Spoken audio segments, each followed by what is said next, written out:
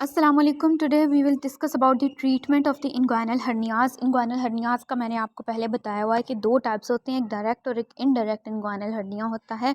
हम दोनों की ट्रीटमेंट के बात करेंगे, लेकिन सबसे पहले हमें पता होना चाहिए कि हम ट्रीटमेंट कर क्या क्या सकते हैं। आपको पता है कि इनडायरेक्ट इंग्वाइनल हर्निया जो होता है, जैसे अगर आप सपोज करें ये एब्डोमिनल कैविटी है, ये क्या है, यहाँ पर इंग्वाइनल कैनाल है, ये अम्लाइकस है, नीचे आपके पास यहाँ पर इंग्वाइनल कैनाल पड़ी हुई होती है। और जो इनडायरेक्ट इंग्वाइनल हर्निया होता है वो यहाँ पे, ये आपके पास डीप रिंग है ना, डीप रिंग में से गुजर के फिर इंग्वाइनल कैनाल में से गुजर के फिर सुपरफिशियल रिंग में से गुजर के नीचे स्क्रोटम तक आ जाता है मोस्ट कॉमनली। जबकि डायरेक्ट हर्नियाज जो होते हैं वो इस इंग्वाइनल कैनाल की पोस्टीरियर वॉल के अंदर कोई डिफेक्ट होता है जिसके ज़रिए से मूव करके आ जाते हैं। जैसे उनका अगर कोर्स देखें तो पोस्टीरियर वॉल में फॉर एग्जाम्पल यहाँ पर डिफेक्ट है, यहाँ से पास करके आया और फिर वो कहाँ से चला गया, ये सुपरफिशियल रिंग में से गुजरा और मोस्ट कॉमनली वो स्क्रोटम में नहीं पहुंच पाते, स्क्रोटम से पीछे पीछे तक ही कॉमनली रहते हैं। मैंने कॉमनली बात की, मैंने हमेशा ऑलवेज का वर्ड यूज़ नहीं किया। अच्छा, अब हमारे पास ट्रीटमेंट ऑप्शंस होते क्या क्या हैं, इसके लिए उसको देख लेते हैं पहले। ये हैं जी हमारे पास ट्रीटमेंट ऑप्शंस। ये जो पीडीएफ है, ये जहाँ से मैं आपको पढ़ा रही हूँ, ये मैंने ख़ुद से ही लिखा हुआ है, लेकिन ये आपकी बेली से और इसके अलावा डोगर से शॉर्ट लिस्टिंग है, बुक से बाहर कोई भी लफ्ज़ नहीं है, यानी ऑथेंटिक सोर्स से ही लिया गया है ये सारा कुछ। तो हमारे पास ऑप्शंस क्या क्या होती हैं। सर्जरी जो होती है ना इसमें इंग्वाइनल हर्निया में, वो आपके पास ट्रीटमेंट ऑफ चॉइस होती है। दो तरह की सर्जरीज आप कर सकते हैं, एक ओपन सर्जरी कर सकते हैं और एक लेप्रोस्कोपिक सर्जरी आप कर सकते हैं। ओपन सर्जरी में हमारे पास हर्नियोटमी आ जाता है। हर्नियोटमी आता है नंबर 1 ऑप्शन, ठीक है। दूसरे नंबर पर हमारे पास हर्नियोरेफी आता है। हर्नियो रेफी क्या होता है, हर्नियोरेफी में हर्नियोटमी भी करनी होती है, और जो इंग्वाइनल कैनाल मैंने आपको पीछे ड्रॉ करके दिखाई, पिक्चर भी दिखा देती हूँ एक दफ़ा दोबारा, वैसे प्रीवियस वीडियोस में दिखाई हुई है, उसकी हमने रिपेयर करनी होती है। इंग्वाइनल कैनाल की पोस्टीरियर वॉल की, पोस्टीरियर वॉल को रिपेयर करने के भी साथ कुछ तरीके हैं। अभी मैं सिर्फ आपको स्टेप्स बता रही हूँ, फिर इन सब चीज़ों को हम बारी बारी डिस्कस भी करेंगे। जो पोस्टीरियर वॉल को रिपेयर किया जा सकता है वो बेसिनीज रिपेयर है, शोल्डर्स रिपेयर है, मॉडिफाइड शोल्डर्स रिपेयर है, मेलेनी डैंड रिपेयर है। और नंबर 3 मेथड जिसके ज़रिए से आप ओपन सर्जरी का थर्ड मेथड जो है वो हर्नियोप्लास्टी होता है।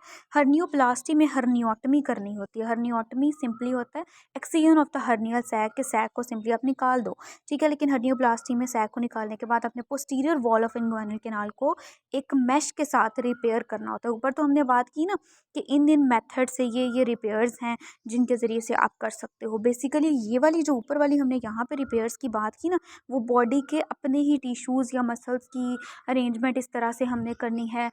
मसल्स तो नहीं आप कह सकते, जो बेसिकली लेयर्स एब्डोमिनल वॉल की, उसको हमने रीअरेंजमेंट करके रिपेयर कर देना, यानी बॉडी का टिश्यू ही उसमें यूज़ हो रहा है। लेकिन जो यहाँ पर पोस्टीरियर वॉल की आपने रिपेयर करनी है, उसमें आपने सिंथेटिक मैश को यूज़ करना है, जिसमें हमारे पास एक लाइकेनस्टेन मैश रिपेयर आती है। और यही तरीका, यही जो प्रोसेस है, जो मैश से रिपेयर वाला तरीका, ये मोस्ट कॉमन प्रोसीजर है जो कि वर्ल्ड वाइड परफॉर्म किया जाता है।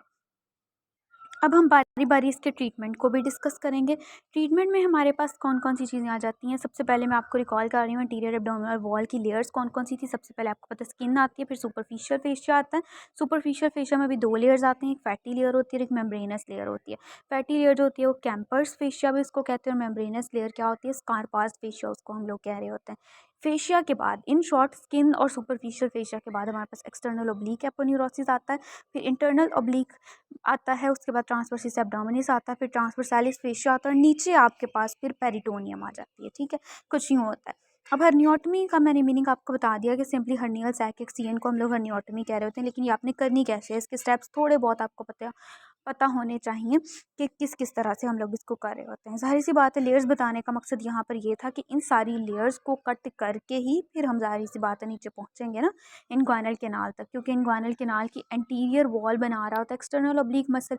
तो आपको इंग्वाइनल कैनाल तक पहुंचने के लिए 3 चीज़ों को कट करना पड़ेगा, स्किन को, सुपरफिशियल फेशिया को और एक्सटर्नल ऑब्लिक एपोन्यूरोसिस को, राइट।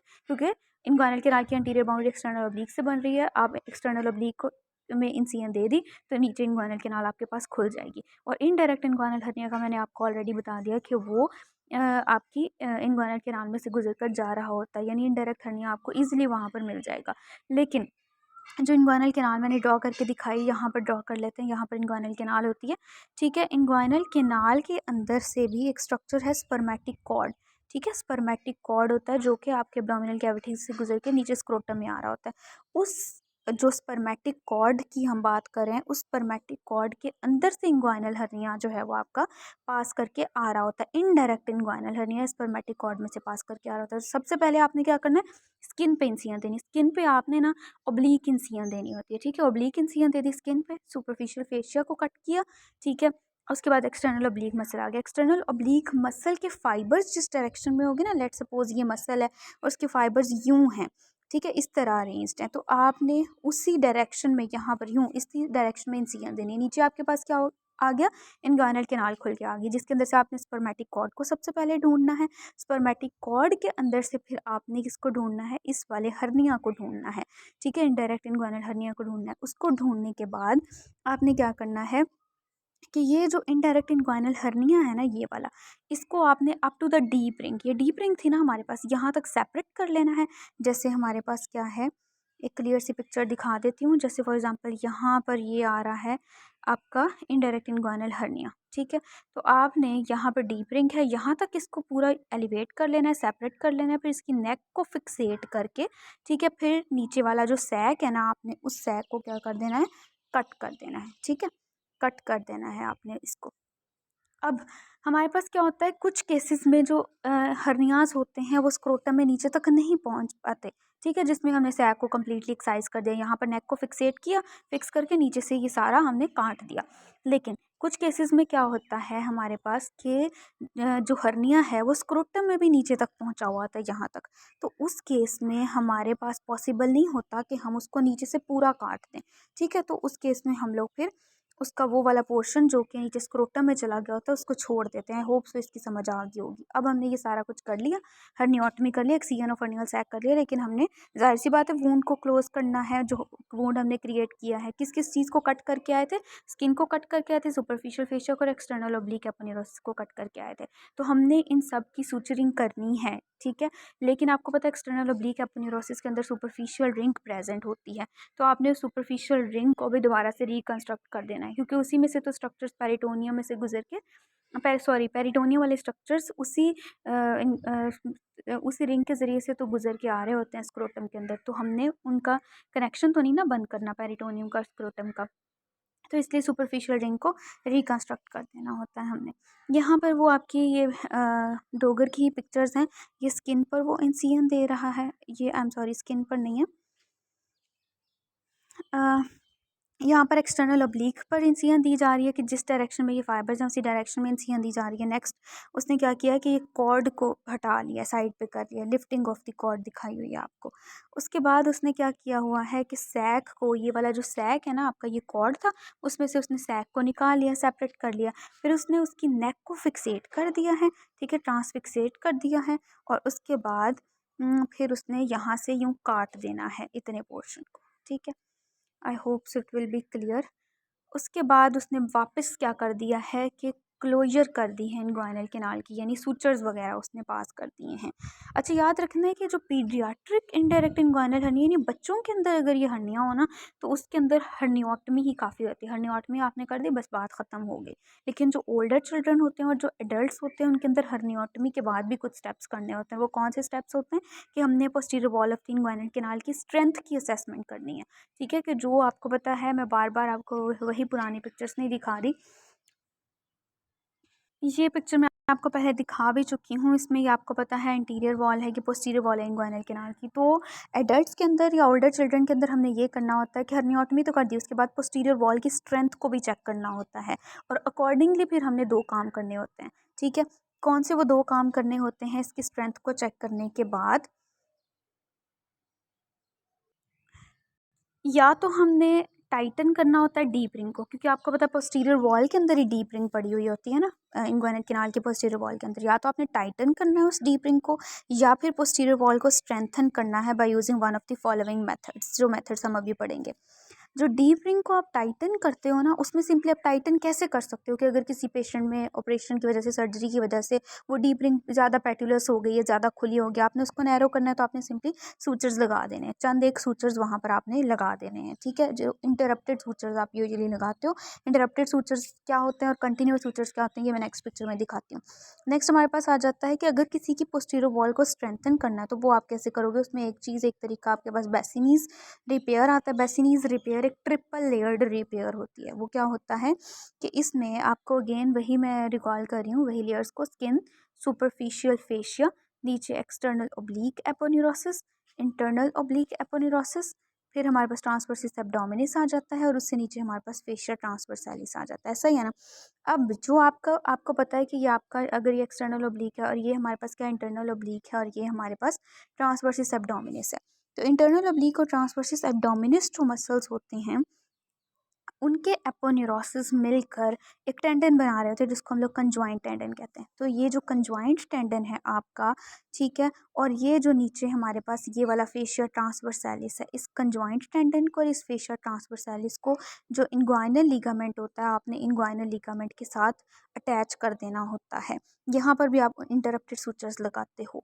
और इंटरप्टेड सूचर्स कैसे होते हैं, ये पिक्चर है जी आपके पास इंटरप्टेड सूचर्स की, यानी कि जिसमें आपने मल्टीपल नॉट्स जो हैं वो अप्लाई किए हैं। यहाँ पर ये इंसिजन थी, आपने यूँ उसको स्टिच करते हुए यहाँ से आपने एक बारी वो यहाँ पर स्टिच लगाया, अलग से नॉट लगाई, यहाँ पर अलग से नॉट लगाई, यहाँ पर अलग से नॉट लगाई, ठीक है।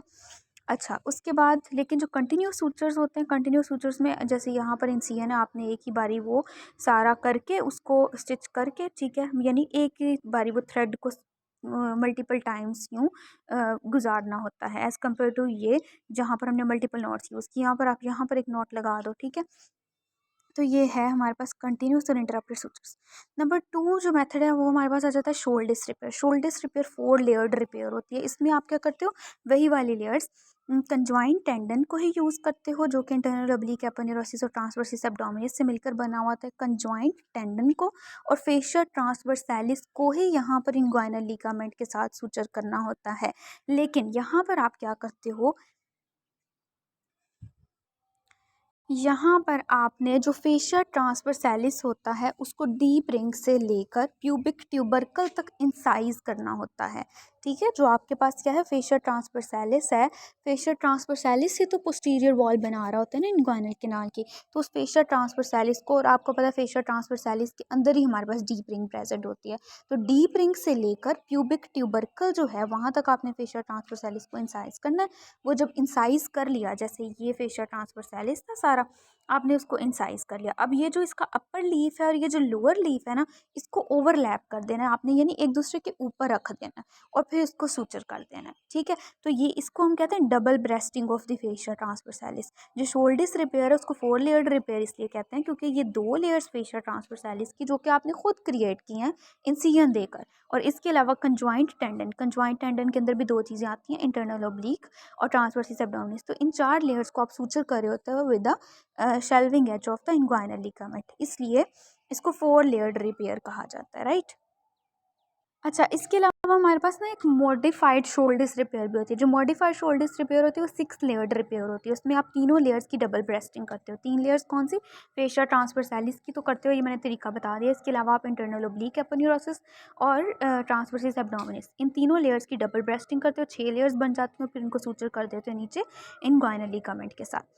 नेक्स्ट आ जाता है मेलेनी डार्न रिपेयर। मेलेनी डार्न रिपेयर जो होती है, जैसे आपने अगर घर में देखा हुआ ना, कोई ये जो जैसे हम स्वेटर बुनते हैं, ठीक है, तो उसको हम लोग उस तरह के पैटर्न को डार्न बोलते हैं। जैसे यहाँ पर ये क्रिस क्रॉस पैटर्न जो होता है ना, यहाँ पर ये वाला क्रिस क्रॉस पैटर्न में सूचर किया जाता है, ठीक है। कंजॉइंट टेंडन और इनग्वाइनल लिगामेंट के दरमियान क्रिस क्रॉस पैटर्न में सूचरिंग करते हो आप, ठीक है। पहला सूचर वो कहता है periosteum of the pubic tubercle से पास किया जाता है और फिर इसको फिगर ऑफ 8 मैनर्स में जो है वो डार्न किया जाता है, यानी उस तरह से बुना जाता है, बुनाई की जाती है उसकी। जैसे यहाँ पर तकरीबन ये है आपके पास, यूं करके उसने ना कुछ यूं करके सूचर्स लगाए हुए हैं, यानी थोड़ा सा आप इसको कह सकते हो कि ये 8 का पैटर्न बन रहा है, ठीक है। इसके एक्सीलेंट रिजल्ट्स होते हैं। और इसके अलावा कहता है, वैसे तो मैश मैंने कहा मोस्ट कॉमनली यूज्ड मेथड है वर्ल्ड वाइड, लेकिन जहाँ पर मैश एक्सपेंसिव हो वहाँ पर ये मेलेनी डाउन रिपेयर कर दी जाती है, ठीक है। उसके बाद मैश रिपेयर को हम नेक्स्ट पार्ट में डिस्कस करते हैं। Thank you very much.